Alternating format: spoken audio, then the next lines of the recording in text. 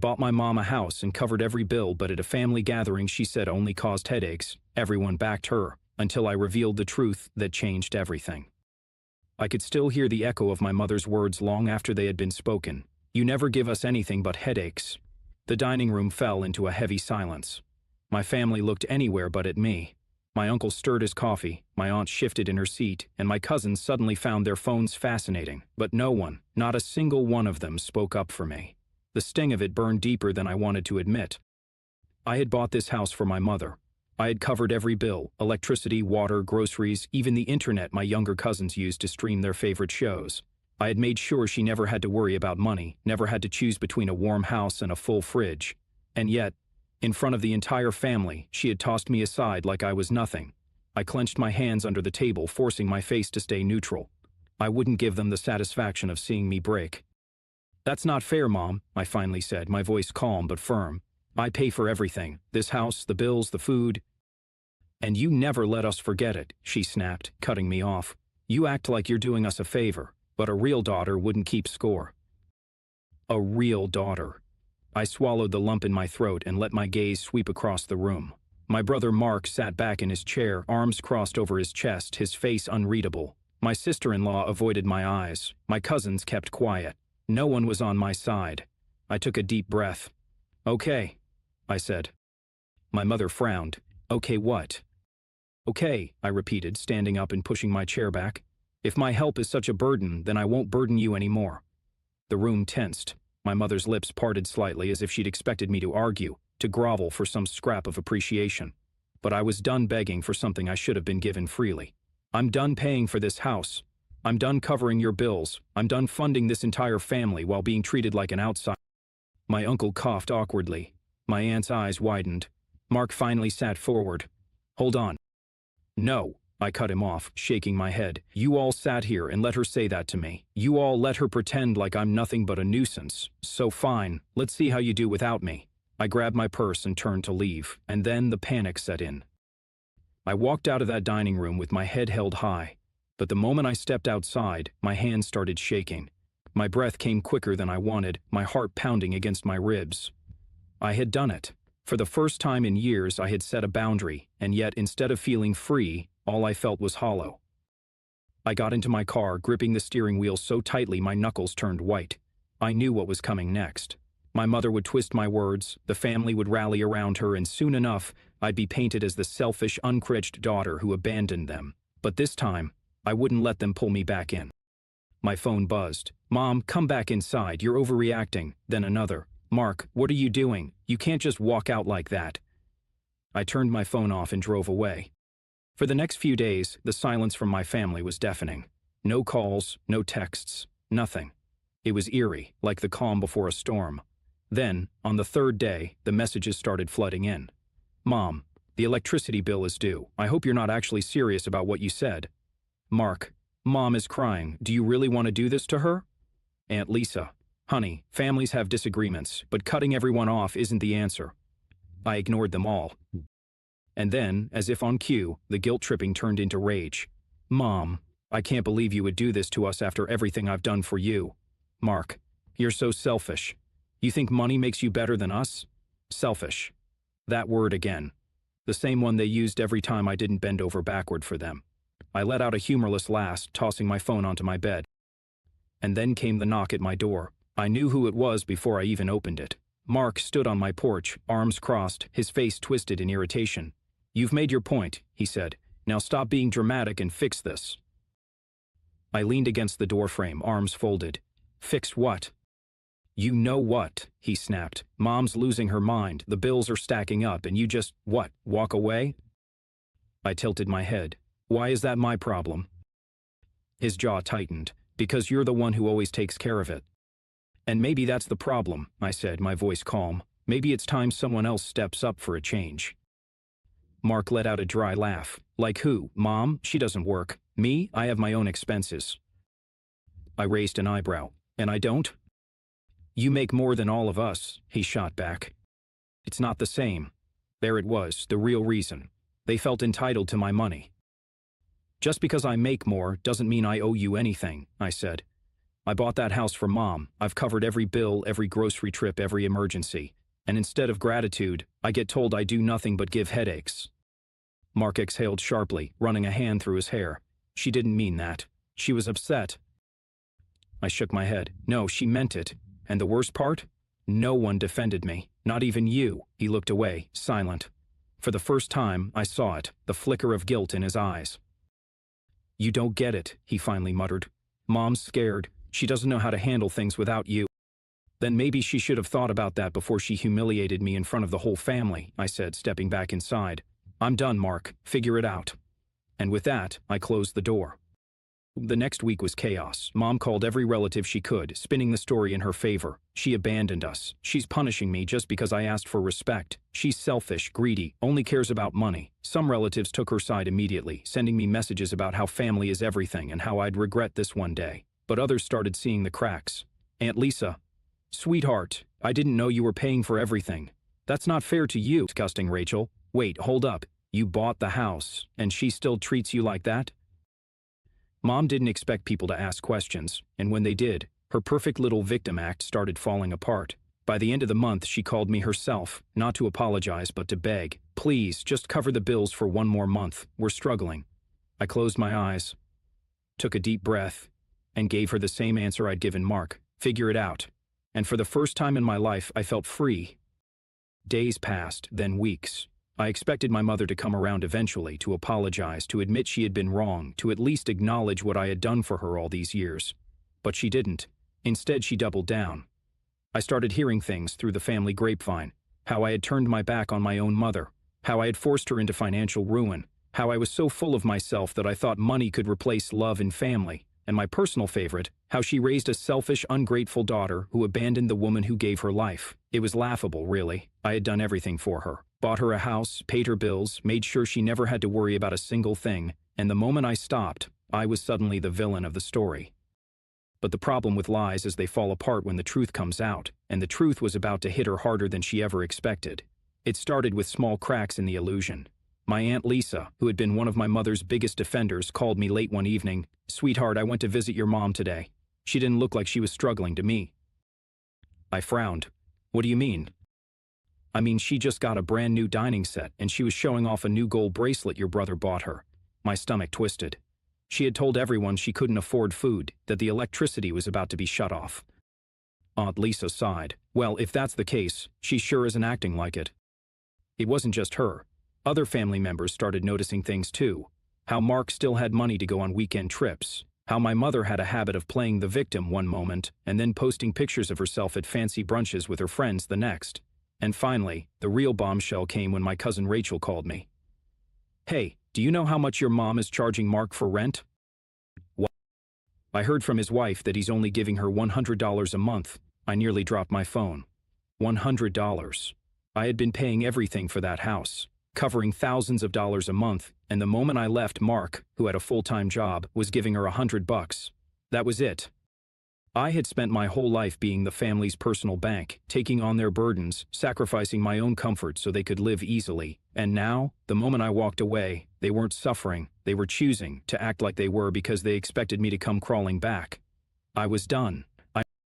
That Sunday, I went back to the house for the first time in weeks. The moment I walked in, my mother's face twisted into an expression I knew too well: displeasure mixed with triumph. She thought I was here to apologize. Mark leaned against the kitchen counter, arms crossed, smug. I almost left. Instead, I took a slow breath and set my purse down. "I want to make something clear," I said, my voice calm but firm. "I am never paying for anything in this house again." My mother scoffed. "Oh, please, we all know you'll come crawling back. You need us." Mark smirked. "Yeah, you're not going to let Mom suffer. We all know that." I tilted my head, giving him a long, measured look. "How much rent are you paying, Mark?" The smirk vanished. "What?" "You heard me." He looked at Mom, then back at me. "That's none of your business." "Oh, but it is my business," I said, stepping closer. "You see, I've been hearing some interesting things lately, like how you've been giving Mom a whole $100 a month." My mother stiffened. "Who told you that?" "Does it matter?" I said, folding my arms. "You've been telling the whole family that you're suffering, that you're on the verge of financial ruin, that I abandoned you. Meanwhile, Mark is giving you pocket change while you're out buying gold bracelets. Mark's face was turning red.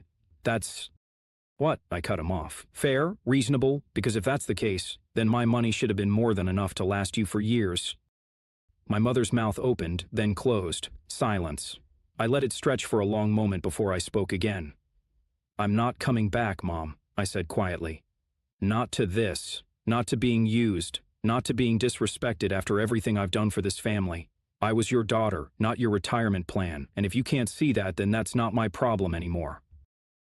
For the first time, I saw something in her expression that I hadn't seen before. Not just shock, not just anger, but fear, because she knew, really knew, that I wasn't bluffing this time. And she had no backup plan. I picked up my purse and headed for the door. Mark finally snapped out of his silence. You're just going to leave us like this? I turned back, meeting his eyes. You left me a long time ago, I said simply. Then I walked out, leaving them to clean up their own mess, and this time, I didn't look back. The silence was deafening.